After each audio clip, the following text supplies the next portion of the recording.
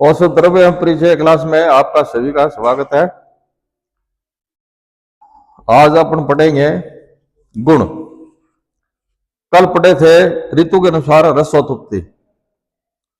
तो गुण के बारे में क्या है कि जो समवाय संबंध वाला हो, चेष्टा रहित हो, कार्य में कारण हो, उसे गुण कहते हैं। मतलब कोई द्रव्य है, उसके अंदर समाविष्ट है, वो अलग से नहीं दिखता है, उसको गुण कहते हैं। अर्थात जो द्रव्य में नित्य संबंध से रहता हो,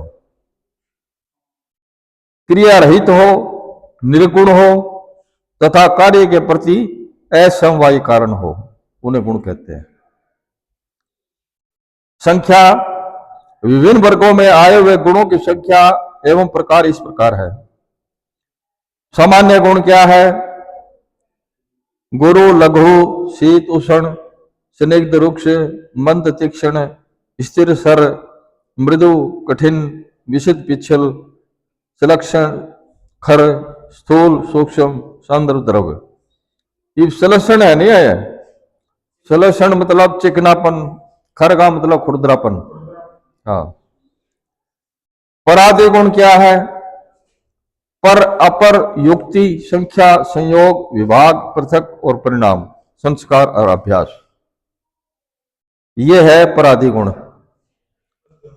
आध्यात्मिक गुण में क्या है? इच्छा, द्वेष, सुख, दुख, प्रयत्न, बुद्धि, यह है आध्यात्मिक। वैशेषिक गुण क्या है? शब्द, स्पर्श, रूप, रस, गंध, विशिष्ट गुण है ये। शब्द, स्पर्श, रूप, रस, गंध, तो कुल मिलाकर के 41 हो गई है। ठीक है। इस प्रकार 41 गुणों की परिगणना की गई है। द्रव्य गुण विज्ञान, द्रव्य गुण विज्ञान के क्षेत्र में मुख्य रूप से 20 प्रकार के सामान्य गुणों का अधिकतर प्रयोग किया जाता है। मुख्य रूप से ये गुण उन द्रव्यों के भौतिक स्वरूप पर आधारित नहीं होकर उनका शरीर पर प्रयोग करने के बाद प्राप्त परिणामों या प्रभाव को बतलाते हैं। ठीक है ना? उनके नाम से नहीं, उनके गुणों से, उनके प्रभाव से। ठीक है। संक्षेप में गुण कर्म अनुमेय है।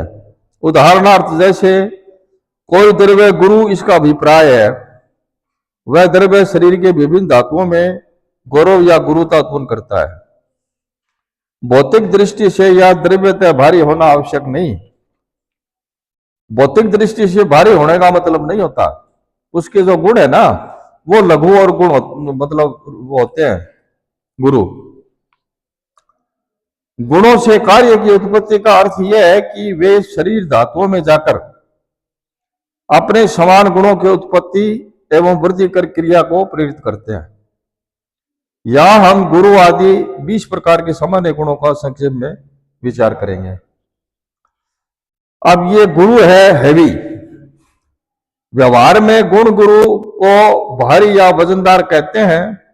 इस गुण से द्रव्य पचने में भारी, शरीर को पुष्ट करने वाला, तर्पण, बल बढ़ाने वाला। भौतिक दृष्टि से यह गुण पृथ्वी व जल महाभूत प्रदान होता है। ठीक है। इससे वात एवं कफ का शमन होता है। मल मूत्र आसानी से उत्कृष्ट हो जाते हैं। उदाहरणार्थ जैसे उड़द, पके हुए आम, भैंस का दूध, प्याज, विदारी कंद और लोह। हाँ, ये भारी है।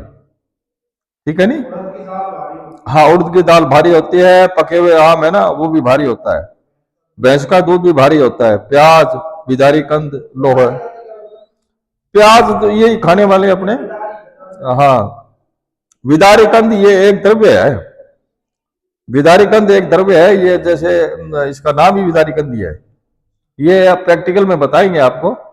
ये अपने जड़ी बूटी है ना, जो भी, जैसे शतावरी है, विदारी कंद है, अश्वगंधा है, ये द्रव्य है ये अपने। ठीक है। तो ये थोड़ा जानने में, ये प्रैक्टिकली रूप में समझ आ जाएंगे आपको। अब तो ये थ्योरेटिकल है, तो थ्योरेटिकल में तो द्रव्य का नाम ही है।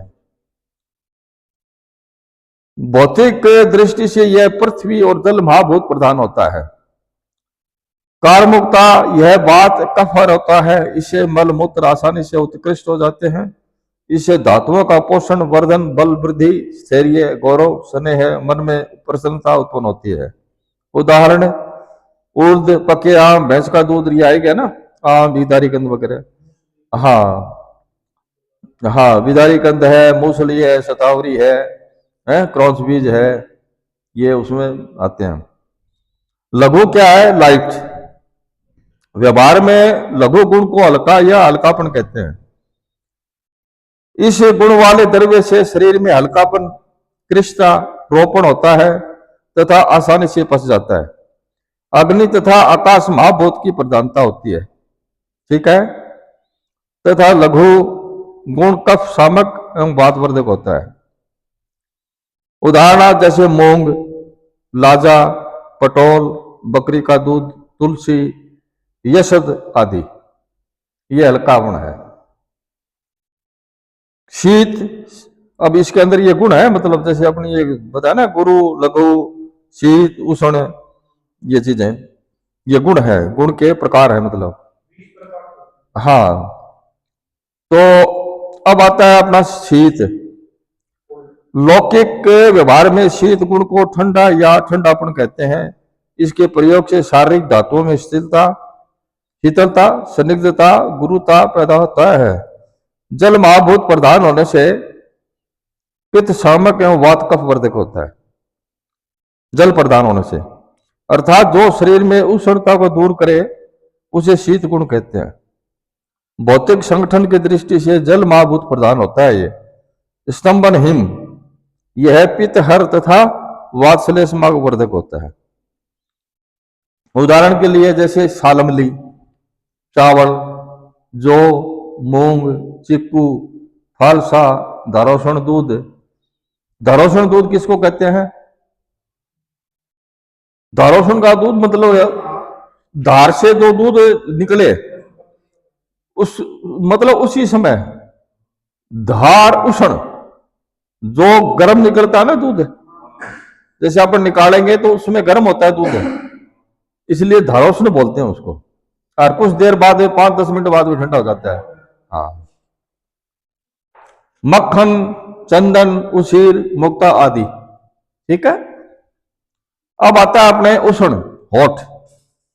लौकिक व्यवहार में उष्ण गुण को गर्म या गर्मी कहते हैं। इससे स्वेद, मूर्छा, दाह, तृषा और पाचन होता है। स्वेद ने उष्ण, तेज महाभूत की प्रधानता से ये गुण वात, कफ, हर एवं पित्त वर्धक होता है। उष्ण गुण पाचक, दाहक, मूर्छा, तृषा, स्वेद, शरीर में उत्तेजना करने वाला होता है, ठीक है। जैसे मिर्च, सौंठ, गुग्गुल, हल्दी, पुष्कर मूल, तम्र आदि। अब आता है स्निग्ध, विस्कोस। लौकिक व्यवहार में स्निग्ध गुण को चिकनाट, ठीक है, या चिपचिपाट कहते हैं। स्निग्ध को जो द्रव्य शरीर में मार्दव या कोमलता, स्नेह, क्लेदन तथा बल वर्ण कर होते हैं, वे स्निग्ध गुण वाले होते हैं। व्यवहार में स्निग्ध गुण चिकनाहट या चिपचिपा कहते हैं। यह गुण जल महाभूत की प्रधानता से वायु शामक तथा कफ वर्धक है। इससे धातुओं का ब्रिंगण, वृष्य, स्नेह, मलों का निस्सरण होता है। उदाहरण जैसे मांस, तेल, तिल, खजूर, वसा, घी, सौंठ आदि। रुक्ष, ड्राई। लेकिन यो लैटिन होना चाहिए, ये थोड़ी सी अशुद्धि आती है इसमें। लैटिन भाषा में रुक्ष गुण का अर्थ है खुरदरा या रूखापन होता है। इस गुण से धातुओं में रुक्षता, कठिनता, शुष्कता, स्तंभन पैदा होता है। अग्नि व वायु महाभूत की प्रधानता से वातवर्धक एवं कफ शामक है। उदाहरण जैसे बाजरा, मटर, सूर्णकंद, आलू, गुग्गल, हल्दी, गौमूत्र, शिलाजीत आदि, ये रुक्षपण में होगा। मंद, मंद का मतलब डल। व्यवहार में हम मंथर को धीमा या सुस्त कहते हैं। इसके सेवन से शारीरिक क्रियाएं धीरे या मंद हो जाती है। पृथ्वी जल महाभूत की प्रधानता से यह पित्त सामक एवं कफवर्धक है। मंद द्रव्य शरीर में जाकर अपनी क्रियाओं में अलपता, स्थिरता, चिरक्रियता और अवयव में मंदता उत्पन्न होता है। उदाहरण के लिए जैसे गुड़ुची। गुड़ुची किसको कहते हैं? गिलोय को। अफीम, दही आदि ये क्या है? शरीर में सुस्तीपन करता है। हाँ वही तो है, अफीम वही तो है। हाँ, डल माने सुस्त, मतलब जैसे अफीम खा ली शरीर सुस्त हो गया, नींद आएगी या बहुत पड़ा रहेगा, उस हिसाब से। दही है तो दही भी सुस्त होता है, दही पीने के बाद भी आलस आ जाए, उबासी आने लग जाए, ठीक है। तीक्ष्ण, हाँ माइक्रो एक्टिव। तीक्ष्ण का अर्थ होता है तेजी से लिया जाता है। इस गुण से द्रव्य शीघ्र कार्यकारी, दाह, पाक, श्रावकारी होता है। तेज महाभूत प्रधान होने से वात, कफ, सामक एवं पित्तवर्धक होता है। लोक भाषा में तीक्ष्ण का अर्थ होता है तीखा, तेजी होना। यह तेज महाभूत प्रधान होने से वात, कफ, सामक और पित्तवर्धक होता है। तीक्ष्ण द्रव्य का मुख्य कार्य है शोधन, मल प्रवर्तन। मल प्रवर्तन का मतलब समझते हो? अपना भीतर जो मल है, पेशाब, पुरुष मूत्र वगैरह, वो बाहर निकालता है, उसको बोलते हैं मल परिवर्तन। पसीना, जो जितने भी मल है ना, वो बाहर निकालते हैं, उसको बोलते हैं मल परिवर्तन। लेखन, विभिन्न स्रावजन। लेखन का मतलब होता है खुरचना। शरीर के अंदर जो भी छिपा हुआ मान है या मल वगैरह छिपा हुआ है भीतर, वो खुरच के बाहर निकालता है। हाँ, लेखन का मतलब होता है खुरचना।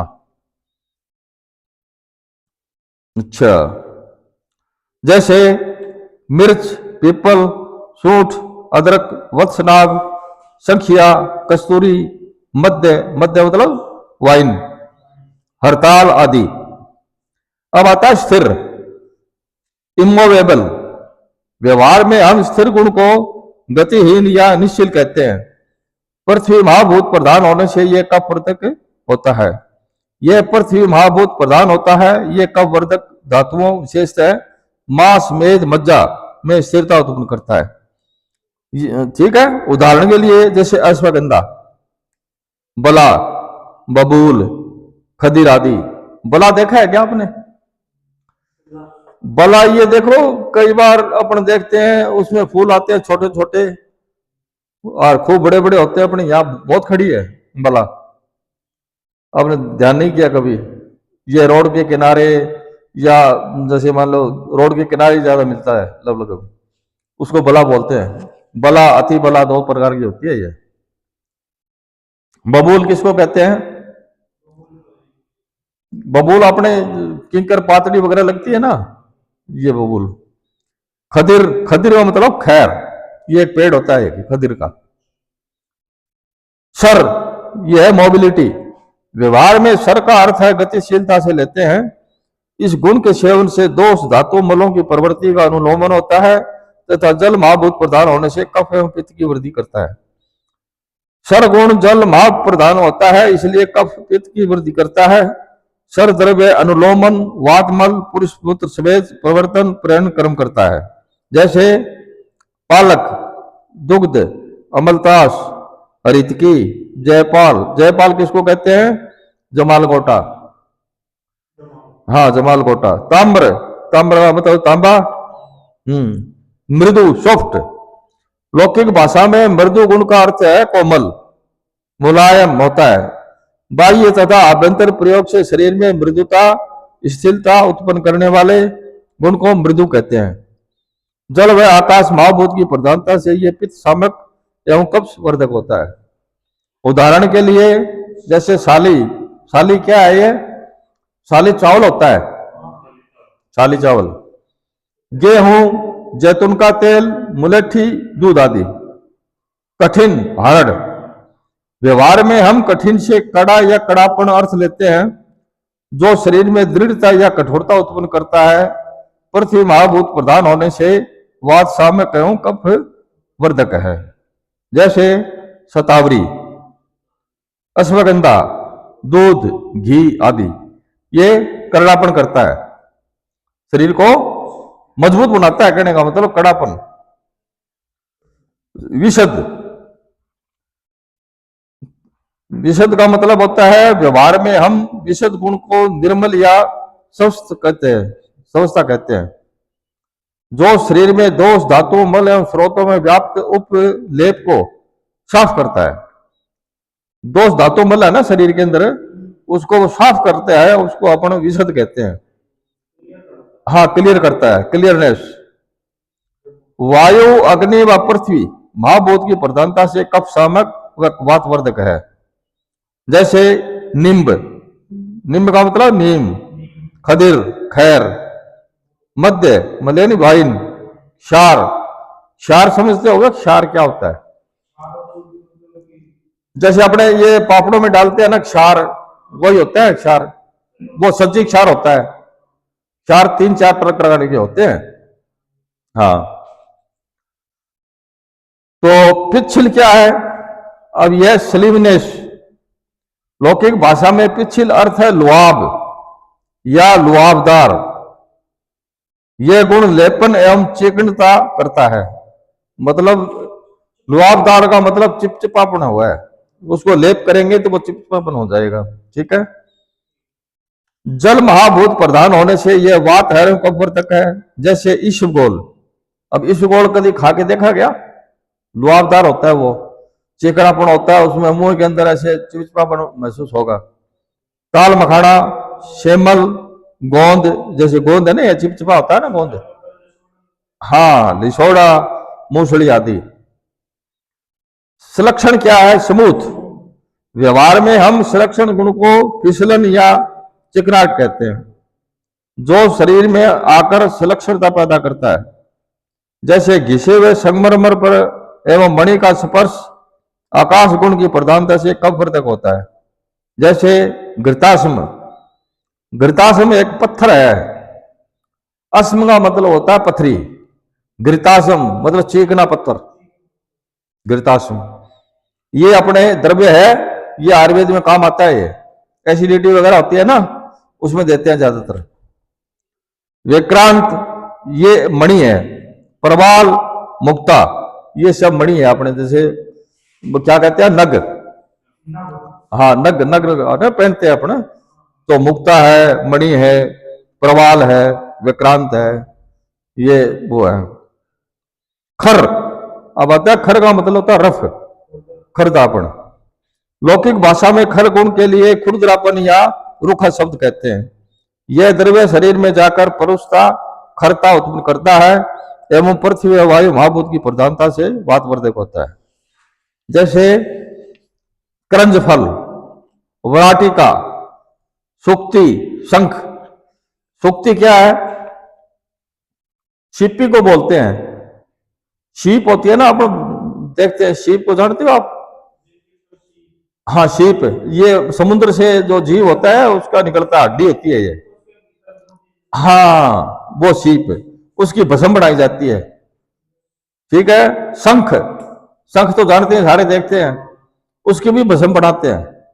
ये अपने आयुर्वेद में द्रव्य है, इसको जलाने के बाद में राख हो जाती है ना, भस्म का मतलब होता है राख, उसकी राख बना देते हैं जला करके, तो वो अपने आयुर्वेद में मेडिसिन में काम आती है। सूक्ष्म, माइक्रो, व्यवहार में सूक्ष्म शब्द को बहुत छोटे के अर्थ में प्रयोग किया जाता है। जो द्रव्य शरीर में सूक्ष्म आदि सूक्ष्म स्रोतों में प्रविष्ट होकर कार्य कर सके, उस गुण को सूक्ष्म कहते हैं। भाई मतलब वो सूक्ष्म होता है और सूक्ष्म स्रोतों में जाकर मतलब काम करता है वो। अग्नि, वायु, आकाश भावभूत की प्रधानता से यह वातवर्धक होता है। उदाहरण के लिए जैसे गूगल, गूगल नाम सुना आपने? गूगल की धूप आती है ना। हाँ, तो गूगल एक ये पौधे का गोंद होता है, गूगल का पौधा होता है, उसका गोंद होता है, तो वो अपने आयुर्वेद में मेडिसिन में काम में लेते हैं। ये एंटीबायोटिक है। ठीक है। तिल तेल, मधु, मधु किसको कहते हैं? शहद को। शिलाजतु, स्वर्णमाक्षिक, लवण, वत्सनाभ, कुचला, कुचला जानते हो आप? कुचला कहते हैं अपन। कुचिला होता है, जानते हो कुचिला बोलते हैं अपन? नहीं जानते। ये विषैला द्रव्य होता है, विषैला द्रव्य होता है कुचला, सर्प विष, ठीक है। हाँ, ये सूक्ष्म है, सूक्ष्म का मतलब है बहुत जल्दी काम करता है ये सूक्ष्म स्वरूप में। जैसे मक्खी डंक मार गई तो कितनी जल्दी फैलती है उसका सूक्ष्मता से, वो मतलब सूक्ष्म होता है। बिच्छू खाएगा किसी के, बस बिच्छू खाते ही उसके क्या है कि शरीर में दौड़ेगा वो उसका जहर। हाँ, और मध्य का मतलब शराब, शराब पी तुरंत 2 मिनट बाद में उसका नशा हो जाएगा। तो ये होता है सूक्ष्म। स्थूल यह है बुल्किनेस, स्थूल गुण से अभिप्राय मोटा या मोटापन से है। इस गुण वाले द्रव्य में मोटापन एवं स्रोतों में अवरोध पैदा करते हैं। पृथ्वी महाभूत की प्रधानता से यह कफ की वृद्धि करता है, ठीक है। उदाहरण जैसे दही, मैदा, खली, ये क्या है, मोटापन पैदा करता है। हाँ, सांद्र, सांद्र होता है थिक, मोटापन। सांद्र का मतलब एक तरह से मोटापन ही होता है, थिक। हाँ, लौकिक भाषा में सांद्र गुण घन या गाढ़ा कहलाता है। जिस द्रव्य के प्रयोग से शरीर में स्थूलता, मोटापन, धातुओं में संघात एवं दृढ़ता उत्पन्न होती हो उसे सांद्र कहते हैं। ये जो पॉइंट है ना, जैसे सांद्र है, स्थूल है, पिछिल है, ये इस तरह की चीज आपको ध्यान रखनी है, ठीक है ना। आगे ये पढ़ते जाएंगे ना तो इसमें ये आएंगे सब। हाँ, सांद्र गुण का अर्थ है गाढ़ा। पृथ्वी जल भावभूति प्रधानता से यह कफवर्धक है। तो सांद्र द्रव्य प्रसादन, बृंगण, बंधन, दोष आदि मल स्रोत शरीर अवयवों की सहती कर्म करता है। जैसे अष्टवर्ग, सालम पंजा, मक्खन, दही आदि, ठीक है। अब आता है द्रव। द्रव मतलब लिक्विड। एक तो होता है द्रव, एक होता है द्रव्य। हाँ, इसका भी ध्यान रखना। द्रव्य तो कोई चीज वस्तु का नाम है, द्रव्य तो। द्रव होता है लिक्विड, जैसे पानी, मध्य वगैरह जो भी है, ये द्रव में आते हैं। तो द्रव गुण का अर्थ व्यवहार में पतलापन से लिया जाता है। इस गुण वाले द्रव्य के प्रयोग से कलिनता उत्पन्न होती है एवं द्रव्य सूक्ष्म स्रोतों में भी प्रसरणशील हो वह द्रव कहलाता है, ठीक है। उदाहरण के लिए जैसे जल महाभूत की प्रधानता से कफ वर्धक होता है, जैसे तेल, जल, मूत्र, इक्षु रस, इक्षु मतलब ईख का रस, शर्करा, लवण, नवसादर आदि। दर्शन शास्त्र के अनुसार गुणों में गुण नहीं रहते हैं, गुणों में गुण नहीं रहते हैं, कहने का मतलब ये है, द्रव्य में रहते हैं, ठीक है नहीं। किंतु रसों के प्रकरण में मधुर आदि 6 रसों के गुण बतलाए गए हैं, ठीक है।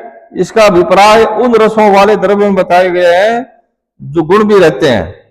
भाई द्रव्य के अंदर ही तो रहते हैं ना, ये गुण में गुण थोड़ी रहते हैं।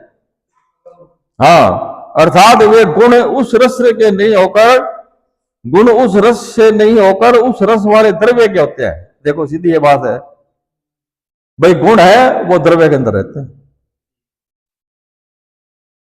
अच्छा, अब आता है प्रादिगुण। अब तो पढ़े थे पहले गुण, अब है प्रादिगुण। प्रादिगुण क्या है? प्रत्यय, अप्रत्यय, युक्ति, संख्या, संयोग, विभाग, पृथकत्व, परिमाण, संस्कार और अभ्यास, ये 10 प्रादिगुण होते हैं।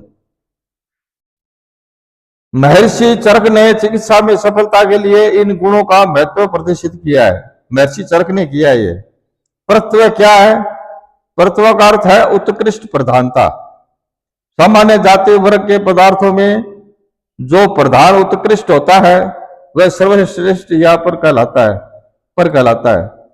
उपयोगिता की दृष्टि से इस गुण की उपादेयता चिकित्सा शास्त्र में देश, काल, वय, मान, पाक, वीर्य, रस आदि के संबंध में पेश किया जाता है। यथा देशों में मरु, काल में विसर्ग, वय में तारुण्य, मान में शरीर का प्राकृत भाग, पाक, वीर्य और रस में शरीर के लिए हितकर पाक, वीर्य और रस को पर कहा जाता है। अप्रत्यय, प्रत्यय के विपरीत निकृष्ट अप्रधान होता है, उसे अप्रत्यय कहते हैं। आयुर्वेद में इस गुण का उपयोग देश, काल आदि में अप्रधान निकृष्ट यह असातम्य अहितकर भावों के लिए किया जाता है, जैसे वह में, वृद्धावस्था काल में, आदान काल में, अनुपदेश मान में, अप्राकृतिक तथा अहितकर अस्पाक वीर्य पर कहलाते हैं। युक्ति प्रकृति दोष व्यय काल बलाबल आदि को देखकर तदनुसार औषध की समुचित योजना को युक्ति कहते हैं। ठीक है। संख्या गणित अर्थात गणना व्यवहार के हेतु 1, 2, 3 आदि को संख्या कहते हैं। दोष विकार और द्रव्य के भेदों का बोध संख्या द्वारा व्यक्त किए जाते हैं। ठीक है। उदाहरण में जैसे 3 दोष, 8 ज्वर, 5 श्वास, 5 कषाय, त्रिफला, इसके अंदर क्या है कि 2, 2, 3, 3 द्रव्य है ना। ये जैसे 3 दोष कौन कौन से हैं? वात पित्त कफ, तो इसमें 3 द्रव्य आगे। 8 ज्वर, 8 ज्वर का मतलब होता है वात पित्त कफ दोनों मिक्स और एक सन्निपातज, ये 8 हो गए। 5 श्वास है, ऊर्ध्व श्वास, तमक श्वास, इस तरह से ये 5 श्वास होते हैं। पंच कषाय, पंच कषाय में क्या आएगा? हाँ, कसेला पदार्थ, 5 कसेला पदार्थ। त्रिफला में क्या है? हरड़ बहेड़ा आंवला, हरड़ बहेड़ा आंवला। तो इसलिए ये संख्या के हिसाब से है। संयोग 2 या 2 से अधिक द्रव्यों के परस्पर योग का मिलन संयोग कहलाता है। विभाग से नष्ट हो जाने से यह गुण अनित्य है। अच्छा, विभाग यह संयोग से विपरीत गुण है, अर्थात जिसके द्वारा संयोग का नाश होता है उसे विभाग कहते हैं। संयुक्त पदार्थ समूह में से पारस्परिक विभाजन या पृथक पृथक करना ही विभाग कहलाता है। संयोग से नष्ट हो जाने से यह गुण अनित्य है। यह नित्य नहीं है, मतलब यह अनित्य है। पृथकत्व, असंयोग का नाम ही पृथकत्व है। एक तो संयोग होता है, एक असंयोग होता है। तो असंयोग का नाम ही पृथकत्व है। एक द्रव्य को दूसरे द्रव्य से पृथक करने वाला गुण, एक द्रव्य से दूसरे द्रव्य को पृथक करने वाला गुण ही पृथकत्व है। परिमाण, व्यवहार में इसे नाप तोल का ग्रहण होता है। परिमाण, हाँ ये ध्यान रखना, परिमाण ये शब्द है नहीं, ये अपने आगे पुस्तक में आएंगे। परिमाण है, जैसे मैंने पहले बताया था, पिछिल है, गुरु है, लघु है, ये सब मतलब द्रव्य के गुण हैं। तो ये आगे आते रहेंगे, ये थोड़ा सा ध्यान रखना। जैसे परिमाण, परिमाण का मतलब होता है नाप तोल। हाँ, मान को ही परिमाण कहते हैं। उस मान व्यवहार का हेतु भूत जो गुण को परिमाण कहता है। ठीक है। चिकित्सा में रोग, रोगी, दोष, बल, काल, देश, व्यय के अनुसार विभिन्न औषधियों का प्रयोग अमुक मात्रा में या परिमाण में करना इस गुण की सुविदित उपयोगिता है। इसकी उपयोगिता है। भाई दोष कौन सा है, रोगी को क्या, रोग क्या है, बल, काल, देश वगैरह, ये उपयोगिता है इसकी। संस्कार, जिस गुण के कारण द्रव्य संस्कारित कर गुणांतर उत्पन्न किया जावे उसे गुणाधान करने को संस्कार कहते हैं। संस्कार का मतलब होता है कि एक द्रव्य को मतलब उसको कूट पीट करके या कवाथ क्वाडा बना करके जो संस्कारित किया जाता है उसको संस्कार कहते हैं। जैसे मर्दन, मर्दन का मतलब, मर्दन मतलब घोटना। स्वेदन, स्वेदन का मतलब होता है भाप। जैसे पानी के अंदर वो द्रव्य डाल दिया, उसकी भाप, हाँ उसकी भाप इकट्ठी करना। या उससे जैसे कई खांसी जुकाम वगैरह हो जाता है तो भाप लेते हैं। ठीक है। पुटपाक आदि, पुटपाक होता है, ये भी एक आगे पढ़ाएंगे आपको। आदि द्वारा द्रव्यों में विशिष्ट गुणों का समावेश किया जाता है, ये संस्कार कहलाता है। अब आज स्वेद का मतलब पसीना। अब जैसे कोई चीज है, अब ये अपने ले लो, बादाम ले लो, तो बादाम का क्या करते हैं कि स्वेद के द्वारा उसका वो अर्क खींच लेते हैं।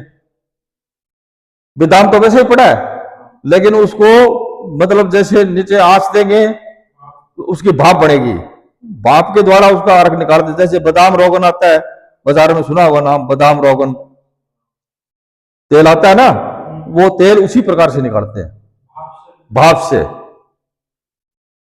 ठीक है ना। हाँ, अब आता है अभ्यास। किसी भी द्रव्य के निरंतर सेवन को भी अभ्यास कहते हैं। जो लगातार अपन सेवन करेंगे लगातार, उसको अपन अभ्यास कहते हैं। शीलन या सतत क्रिया इसके पर्याय हैं। शीलन, सतत, ये याद रखना, यह चिकित्सा शास्त्र की दृष्टि से अत्यंत महत्वपूर्ण है। शीलन और सतत। सतत का मतलब होता है निरंतर, लगातार। हाँ, कितना ही गुणकारी औषध द्रव्य क्यों न हो, उसके अभ्यास से ही लाभ होता है। हाँ, अभ्यास होता है। जैसे अपने त्रिफला का सेवन करेंगे तो लगातार सेवन करते रहने से, अभ्यास करेंगे, जब भी उस अपने को फायदा होगा। अब आता है वीर्य। ये पढ़ाएं या कल पढ़ाएं? कल पढ़ा देंगे। चलो इतना आप, ये आपके गुण और पराधि गुण, ये थोड़ा रिवीजन कर लेना।